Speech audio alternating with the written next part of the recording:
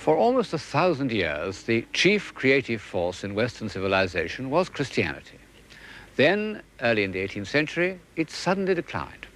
In intellectual society, it practically disappeared. Of course, it left a vacuum. People couldn't get on without a belief in something outside themselves. And during the next 100 years, they concocted a new belief, which, however irrational it may seem to us, has added a good deal to our civilization. A belief in the divinity of nature. Well, it's said that one can attach 52 different meanings to the word nature. In the early 18th century, it had come to mean little more than common sense, as when in conversation we say, but naturally.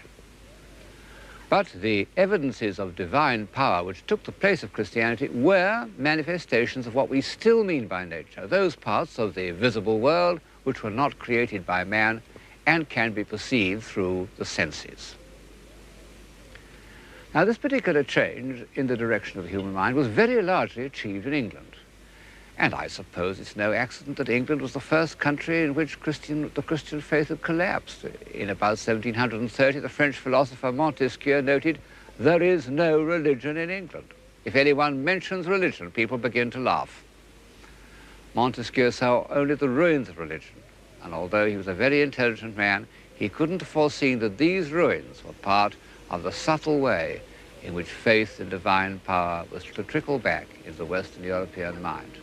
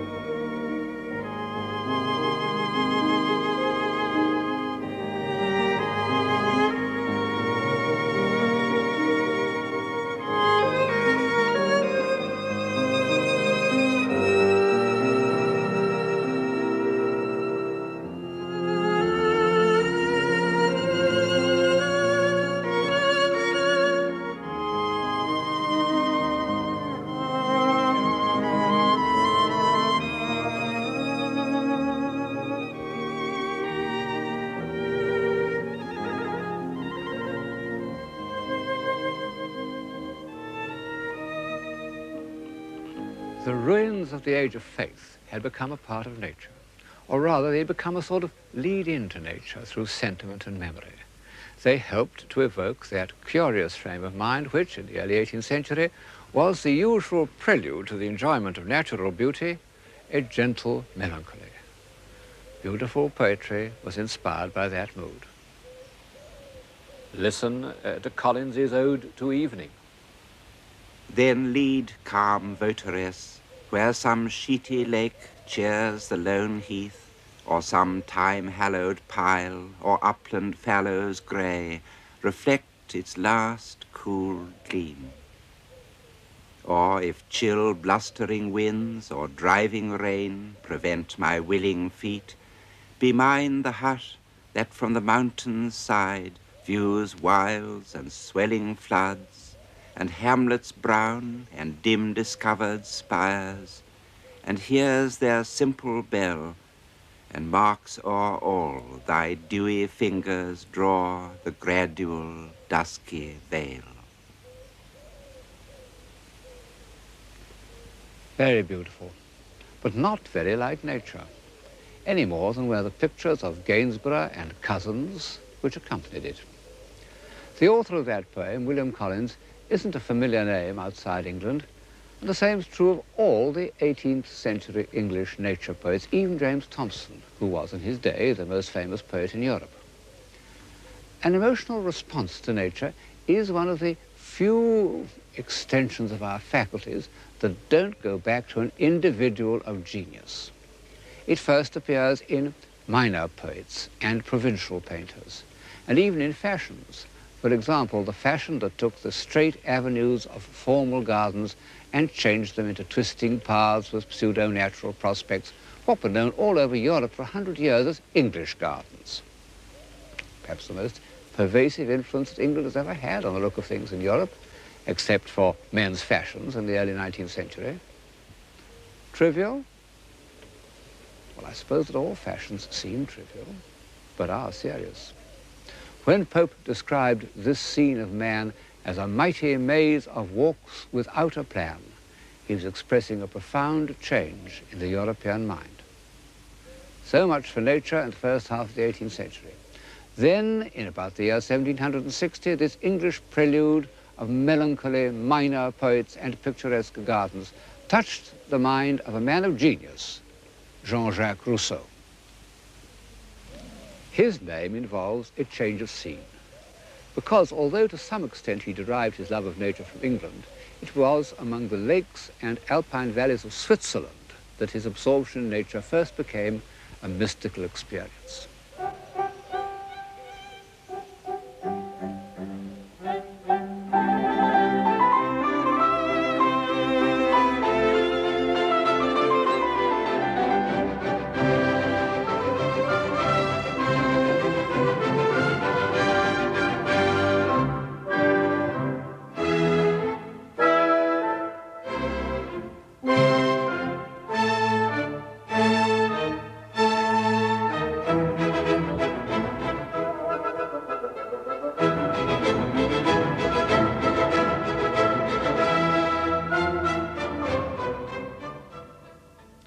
For over 2,000 years, mountains have been considered simply a nuisance, unproductive, obstacles to communication, the refuge of bandits and heretics. It's true that in about 1340, the poet Petrarch had climbed one and enjoyed the view at the top, and then been put to shame by a passage from St. Augustine. And at the beginning of the 16th century, Leonardo da Vinci had wandered about in the Alps, ostensibly to study botany and geology, but his landscape background showed that he was moved by what he saw. No other mountain climbs are recorded. And to Erasmus, Montaigne, Descartes, Newton, practically any of the great civilizers I've mentioned in these programs, the thought of climbing a mountain for pleasure would have seemed ridiculous. Perhaps I should add that this is not altogether true of the painters. For example, Peter Bruegel, on his way from Antwerp to Rome in 1552, made drawings of the Alps, which show something more than a topographical interest, and were later used in his paintings. However, the fact remains that when an ordinary traveller of the 16th and 17th centuries crossed the Alps, it never occurred to him to admire the scenery, until the year 1739, when the poet Thomas Gray, visiting the Grands Chartreux, wrote in a letter, "Not a precipice, not a torrent, not a cliff, but is pregnant with religion and poetry." Amazing. Might have been written by Ruskin. In fact, I don't think that the full force of Alpine poetry was expressed till the time of Byron and Turner. But in the middle of the 18th century, a good many people seem to have recognized the charm of the Swiss lakes and enjoyed them in a comfortable, dilettantish sort of way. There even arose a Swiss tourist industry that supplied travelers in search of the picturesque with mementos and produced one remarkable, almost forgotten artist, Caspar Wolff, who anticipated Turner by, 30 years. But like the 18th century English nature poets, this is a provincial overture, which might never have become a part of contemporary thought without the genius of Rousseau. Whatever his defects as a human being, and they were clearly apparent to all those who tried to befriend him, Rousseau was a genius, one of the most original minds of any age, and a writer of incomparable prose. His solitary and suspicious character had this advantage, that it made him an outsider. He didn't care what he said. As a result, he was persecuted. For half his life, he was hounded out of one country after another. In 1765, he seemed safely established in a small principality, Motier, but the local parson stirred up the people against him, and they stoned him. They broke his windows. He took refuge on this island in the Lake of Bienne. And there he had an experience so intense that one could almost say it caused a revolution in human feeling. In listening to the flux and reflux of these waves, he tells us, he became completely at one with nature. He lost all consciousness of an independent self, all painful memories of the past or anxieties about the future, everything except the sense of being. I realized, he said, that our existence is nothing but a succession of moments perceived through the senses. I feel, therefore I am.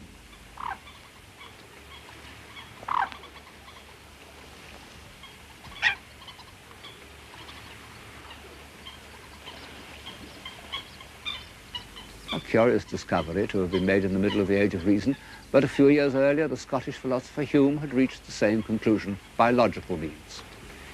It was an intellectual time bomb which, after sizzling away for almost 200 years, has only just gone off. Whether to the advantage of civilization now seems rather doubtful. It had a certain effect in the 18th century and became part of the new cult of sensibility.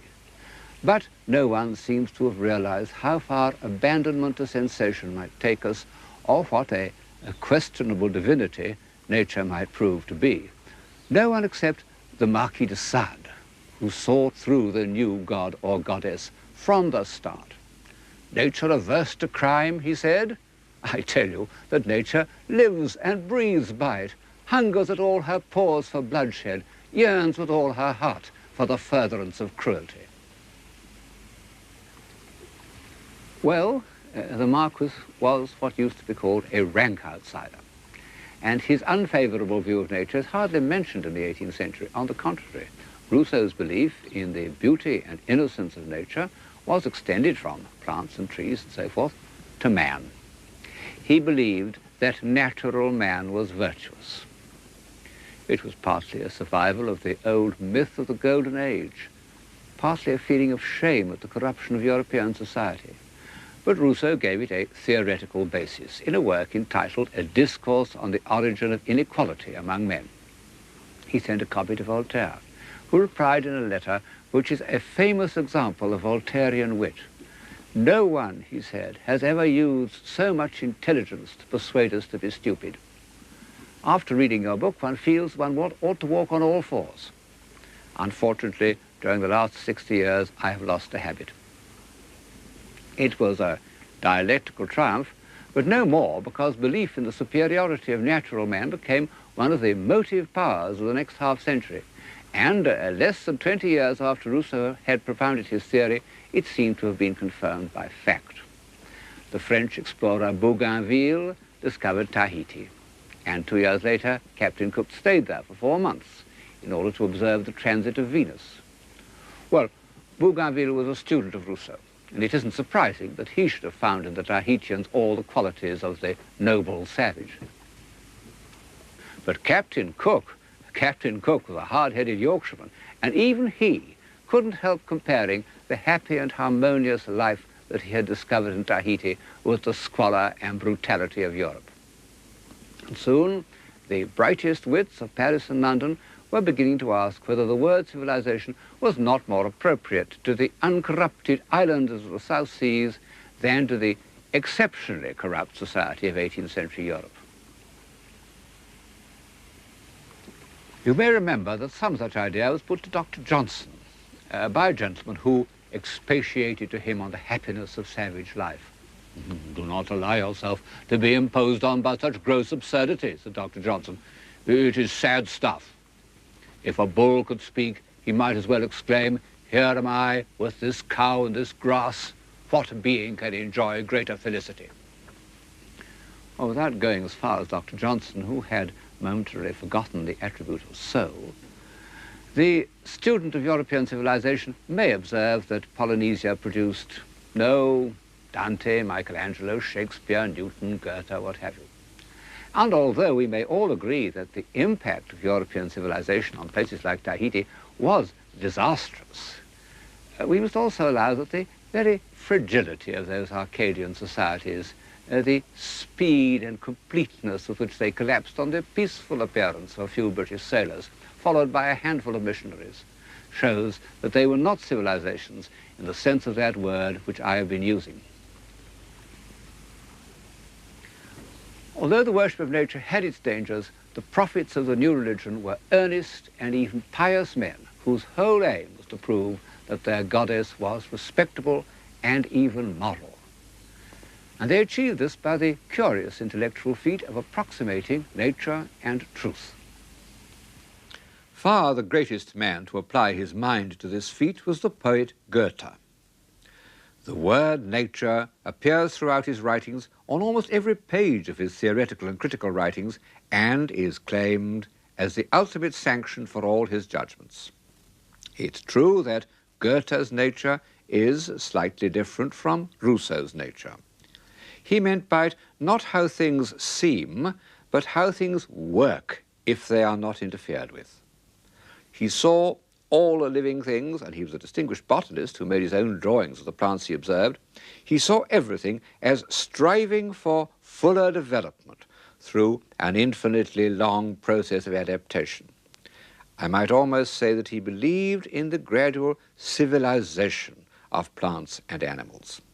It was the point of view that was later to lead to Darwin and the theory of evolution. But this analytic and philosophic approach to nature had less immediate effect on people's minds than the purely inspirational approach of the English Romantic poets Coleridge and Wordsworth. Difficult to illustrate this rather Germanic state of mind by an English picture. The ones before you are by the great German landscape painter Caspar David Friedrich. Coleridge looked at nature in the high, mystical manner.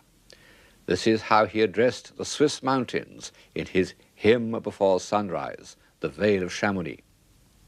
O dread and silent mount, I gazed upon thee till thou, still present to the bodily sense, didst vanish from my thought. Entranced in prayer, I worshipped the invisible alone.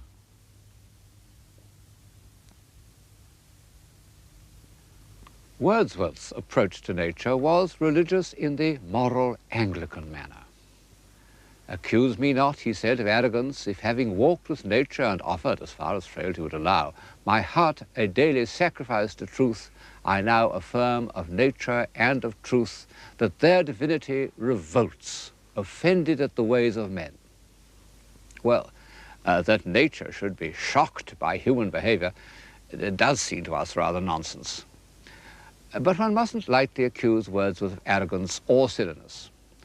By the time he wrote those lines, he had lived through a great deal. As a young man, he went to France, lived with a spirited French girl, and had a daughter, and became involved with the French Revolution, an ardent Girondist. But for chance, he might easily have had his head chopped off in the September massacres. He returned to England, disgusted with the political aspect of the revolution, but not the less attached to its ideals. And he set out to describe in verse the truth about the hardships of poor people, as they had never been described before. He wrote poems without a glimmer of comfort or hope. He walked for miles alone on Salisbury Plain and in Wales, talking only to tramps and beggars and discharged prisoners. He was utterly crushed by man's inhumanity to man. And finally, he came to Tintern. The abbey is in the valley behind me there. Of course, he'd always been observant of natural beauty. His earliest poems show us that. But in August 1793, like Rousseau on the Isle of Saint-Pierre, he recognized that only total absorption in nature could heal and restore his spirit. He returned to Tintern 5 years later and recaptured some of those first feelings. Though changed, no doubt, from what I was when first I came among these hills, when like a roe I bounded o'er the mountains, by the sides of the deep rivers and the lonely streams, wherever nature led, more like a man flying from something that he dreads than one who sought the thing he loved. For nature then to me was all in all. I cannot paint what then I was. The sounding cataract haunted me like a passion. The tall rock, the mountain, and the deep and gloomy wood, their colors and their forms, were then to me an appetite, a feeling and a love that had no need of a remoter charm by thought supplied, or any interest unborrowed from the eye.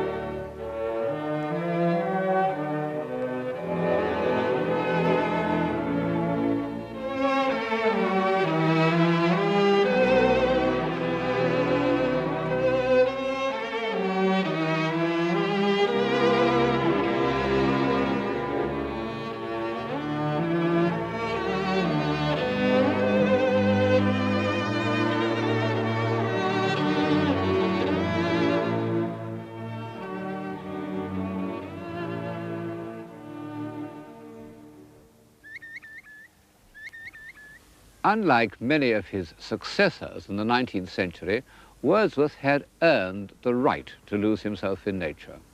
So, after all, Rousseau, because the author of The Solitary Walker was also the author of The Social Contract, the Gospel of Revolution.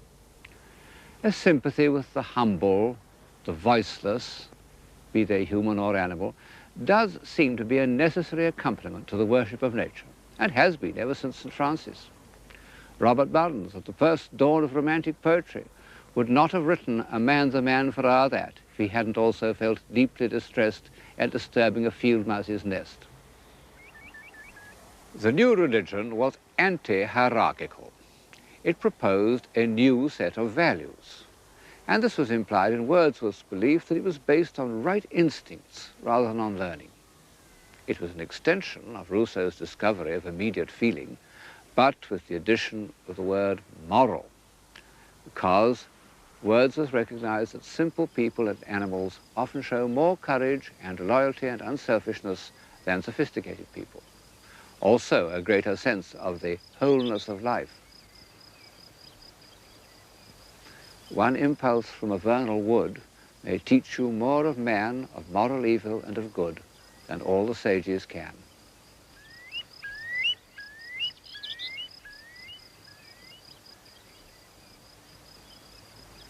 What was it that made Wordsworth turn from man to nature?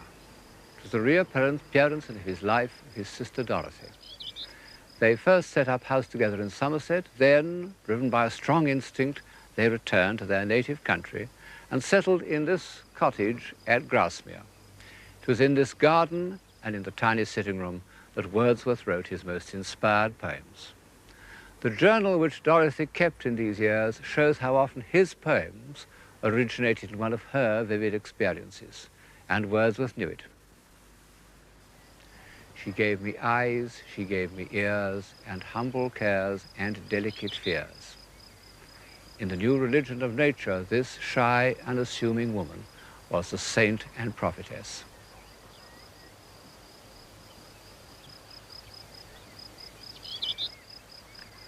Unfortunately, the feelings for each other of brother and sister were too strong for the usages of this world.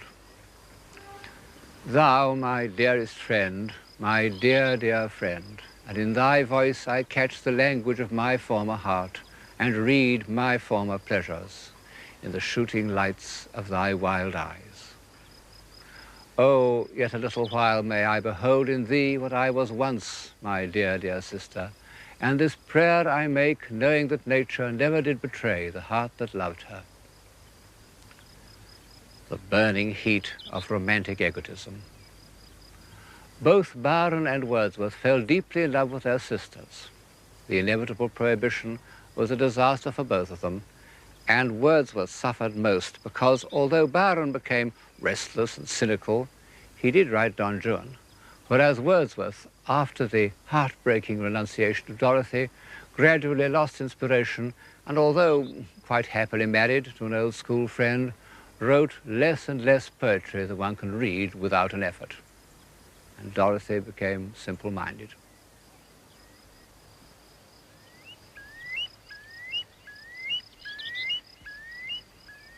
So far, I've illustrated Wordsworth's poems and ideas from the camera's view of nature. But at the same moment that English poetry took its revolutionary course, English painting also produced two men of genius, Turner and Constable. A few months before Wordsworth had settled in the Lake District, Turner had painted this picture of Buttermere. Turner, for all his love of the spectacular, was capable all his life of total surrender to a visual impression. What could be more Wordsworthian than the humble passivity with which he's immersed himself in this quite ordinary scene? However, Wordsworth's real kinship was not with Turner, but with Constable. They both were countrymen with strong appetites rigidly controlled. They both grasped nature with the same physical passion. I have seen him, said Constable's biographer, admire a fine tree with an ecstasy like that with which he would catch up a beautiful child in his arms. Constable never had the least doubt that nature meant the visible world of tree, flower, river, field and sky, exactly as they presented themselves to the senses. And he seems to have arrived intuitively at Wordsworth's belief that by dwelling with absolute truth on natural objects, he would reveal something of the moral grandeur of the universe. Only by concentrating on the shining, variable surface of appearance would he discover that motion and the spirit that impels all thinking things, all objects of all thoughts, and rolls through all things. Then both Wordsworth and Constable loved their own places, and never tired of those things which had entered their imaginations as children. Constable said, "The sound of water escaping from mill dams, old rotten planks, shiny posts and brickwork, these scenes made me a painter, and I am grateful." We've got so used to this approach to painting that it is difficult for us to see how strange it was, at a time when all serious artists aspire to go to Rome, for anyone to love shiny posts and rotten planks more than heroes in armour. Constable hated grandeur and pomposity, and like Wordsworth, his cult of simplicity sometimes seems to me to go too far. This cottage in a cornfield perhaps isn't quite interesting enough. A constable like this is the forerunner of a quantity of commonplace painting, just as Wordsworth's poems on small celandines and so forth anticipated a quantity of bad poetry. It was rejected from the Academy when it was painted. "Take away that nasty green thing," they said. But for 100 years it would have been one of his works most likely to be accepted. When Constable really trusted his emotions, his rustic subjects do achieve that quality by which, as Wordsworth said, the passions of men are incorporated with the beautiful and permanent forms of nature. In such a picture as The Leaping Horse, the classically simple structure of the lock, the weight of water, the movement of the barges, they're all expressive of man's dignity and determination, just as the sky and agitated trees are expressive of his emotional struggles.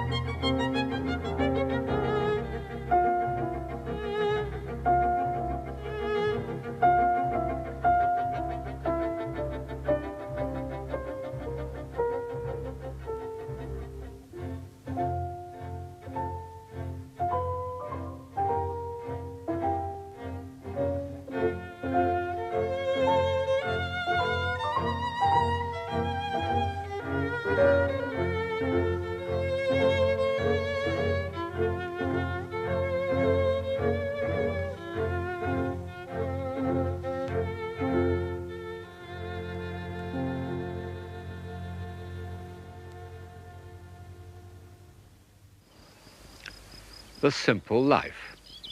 It was a necessary part of the new religion of nature, and one in strong contrast to earlier aspirations. Civilization, which for so long had been dependent on great monasteries or palaces or well-furnished salons, could now emanate from a cottage. Even Goethe at the court of Weimar preferred to live in a small and simple garden house. And Dove Cottage was extremely humble and remote. No carriages rolled up to that door. Which reminds me of how closely the worship of nature was connected with walking. In the 18th century, a solitary walker was viewed with almost as much disapproval as he is in Los Angeles today. But the Wordsworths walked continually. De Quincey calculated that by middle age the poet had walked 180,000 miles. Even the unathletic Coleridge walked. They thought nothing of walking 16 miles after dinner to post a letter. And so, for over 100 years, going for a walk was the spiritual as well as the physical exercise of all intellectuals, poets and philosophers. I'm told that in universities the afternoon walk is no longer part of the intellectual life.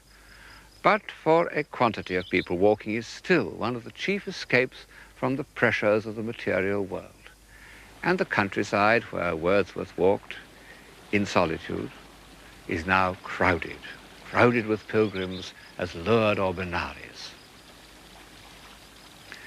The resemblances of Wordsworth to Constable, which seem so obvious to us, didn't occur to their contemporaries, partly, I suppose, because Constable was hardly known till 1825, by which time, alas, Wordsworth had become a priggish old bore, and partly because Constable painted flat country, whereas Wordsworth, and indeed the whole cult of nature, was associated with mountains. This, combined with Constable's lack of finish, was what led Ruskin to underrate him, while devoting a good part of his life to the praise of Turner.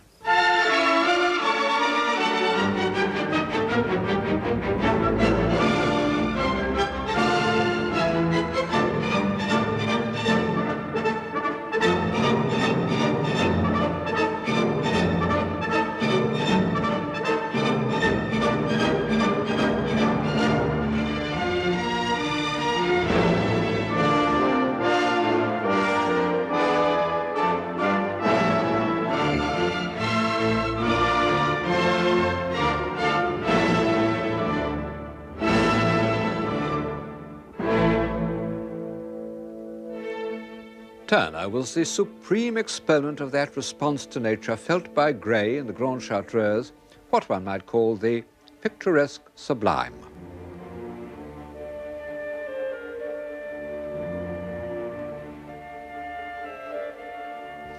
I suppose that the new religion required assertions of power and sublimity more obvious than those provided by daisies and celandines. But don't think that I am trying to belittle Turner. He was a genius of the first order, far the greatest painter that England has ever produced. And although he was prepared to work in the fashionable style with plentiful exaggerations, he never lost his intuitive understanding of nature.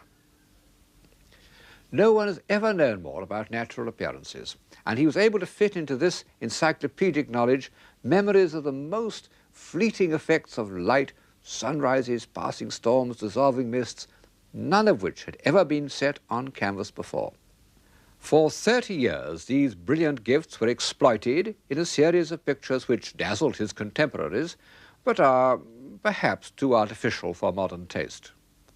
All the time, Turner was perfecting, for his own private satisfaction, an entirely new approach to painting, which really was only recognized in our own day. It consisted of transforming everything into pure color. Light rendered as color, feelings about life rendered as color. You know, it's quite difficult for us to realize what a revolutionary procedure this was. One has got to remember that for centuries, objects were thought to be real because they were solid. You proved their reality by touching or tapping them. People still do. And all respectable art aimed at defining this solidity, either by modelling or by a firm outline. What is it, said Blake, that distinguishes honesty from knavery, but the hard and wary line of rectitude? Colour was considered immoral, perhaps rightly, because it is an immediate sensation, and it makes its effect independently of those ordered memories that are the basis of morality. However, Turner's colour was not at all arbitrary, what we call decorative colour. However magical it seems, it always started as the record of an actual experience. Turner, like Rousseau, used his optical sensations to discover the truth. I feel, therefore I am. It's a fact which you can verify by looking at the Turners in the Tate Gallery, that the less defined, the more purely coloristic they are, the more vividly they convey a total sense of truth to nature. Turner declared the independence of colour, and thereby added a new faculty to the human mind.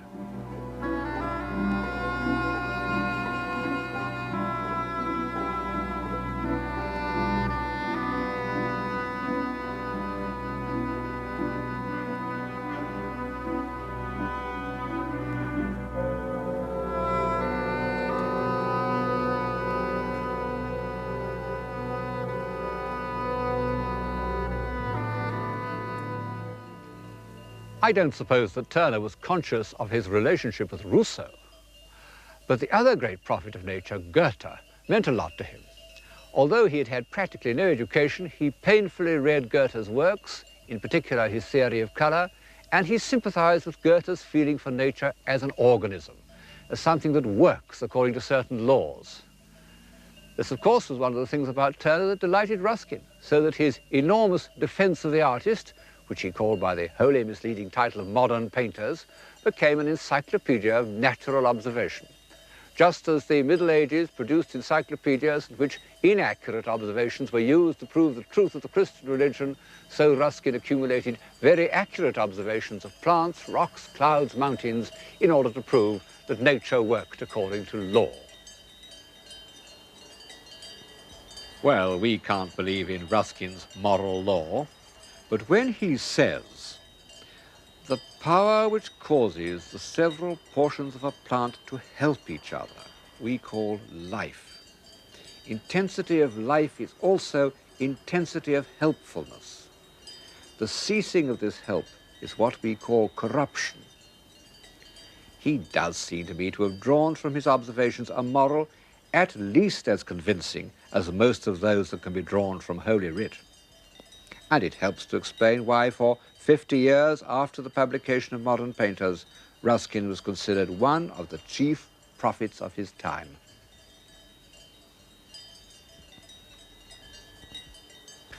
All these aspects of the new religion of nature meet and mingle where the old religions had also focused their aspirations, the sky.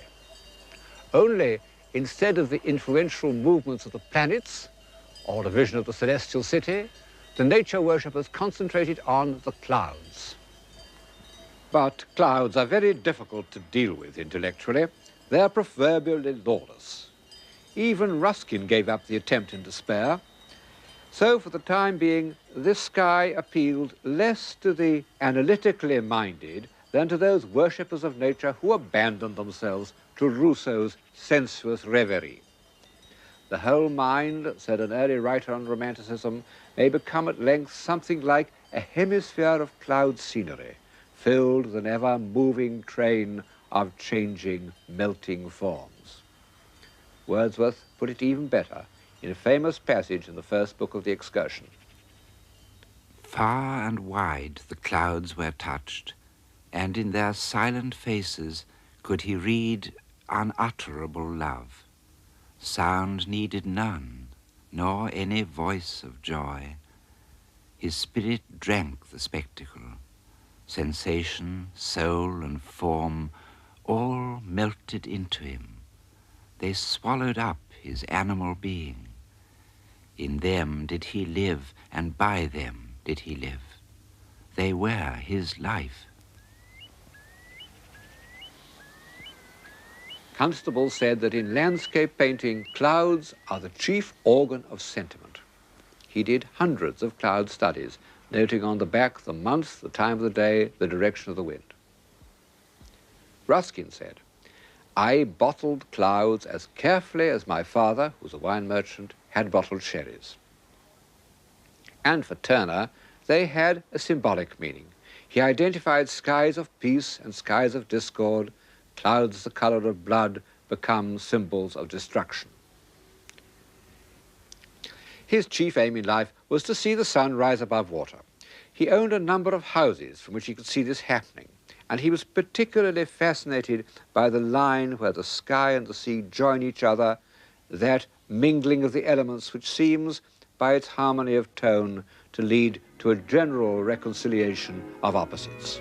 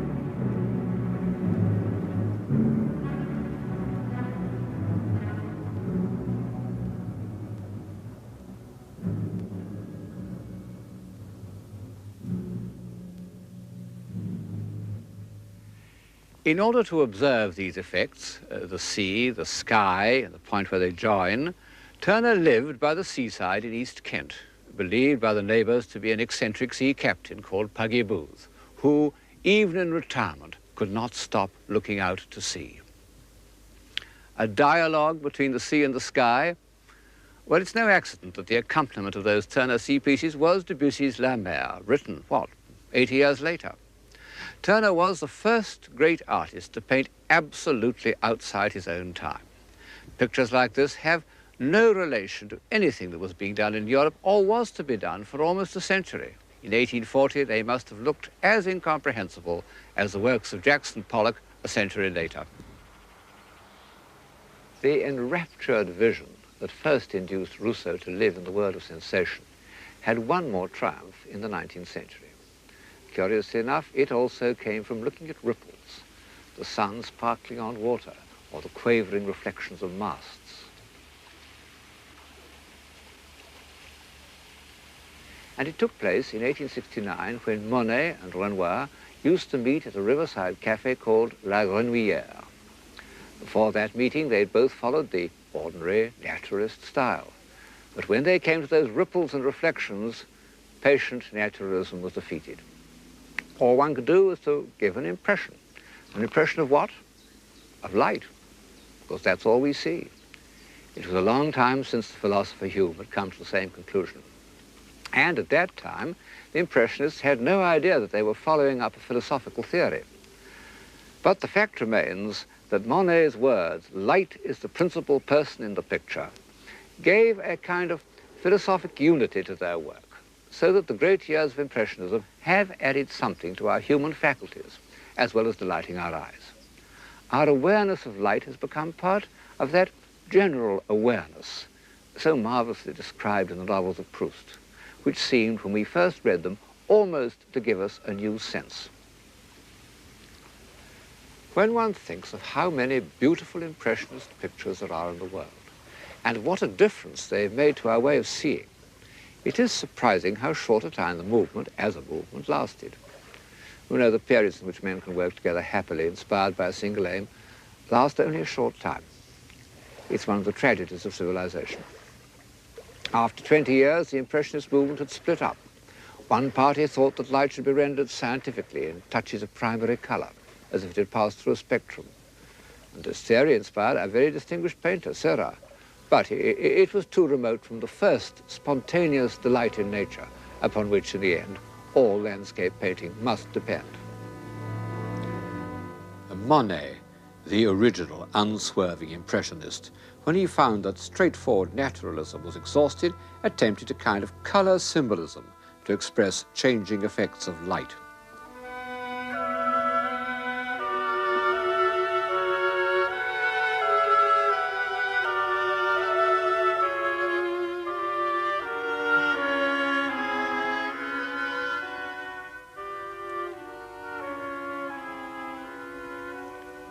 Finally, he turned to the water-lily garden which he had made in his grounds. The enraptured contemplation of the clouds reflected in its surface was the subject of his last great masterpiece. He conceived it in one continuous form, like a symphonic poem. It takes its point of departure from experience, but the stream of sensation becomes a stream of consciousness. But how does the consciousness become paint? That is the miracle. By a knowledge of each effect so complete that it becomes instinctive, and every movement of the brush is not only a record, but a self-revealing gesture.